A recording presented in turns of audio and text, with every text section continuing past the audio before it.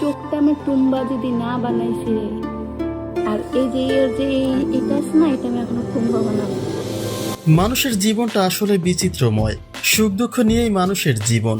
তবে জীবনে এমন কিছু গুরুত্বপূর্ণ মানুষ থাকে যারা শত কষ্ট দিলেও তাদের এক টুকরো ভালোবাসাই যেন ভুলিয়ে দেয় সমস্ত দুঃখ কষ্ট।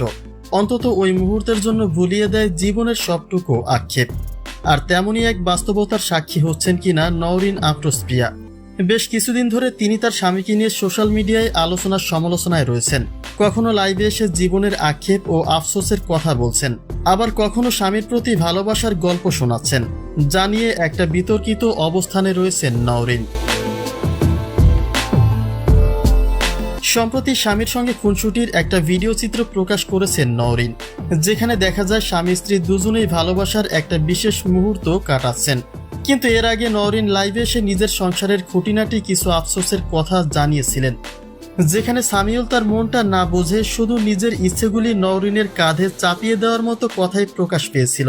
এমনকি আলোচনা করেছেন বিচ্ছেদের মতো অশুভ উক্তি নিয়েও, যে কারণে অনেকে ভেবেছিল হয়তোবা স্বামীর সংসারে সুখী নয় নওরিন আফরোজ প্রিয়া।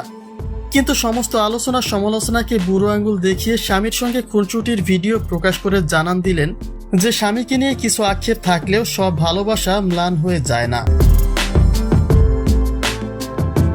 একজন আদর্শ স্ত্রী আসলে স্বামীর কাছে একটু সময় আর ভালোবাসাটাই চায়।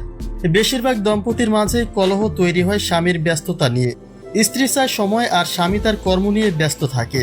তো এসব খুঁটিনাটি দ্বন্দ্ব, ফাসাদ, আক্ষেপ, আফসোস থাকাটা অস্বাভাবিক কিছু নয়। ভালোবাসার মানুষ যখন একটু সময়ের জন্য কাছে আসে, তখন আবার একজন স্ত্রী সমস্ত কষ্ট ভুলে যায়। আর এটাই স্বামী স্ত্রীর সাংসারিক জীবন।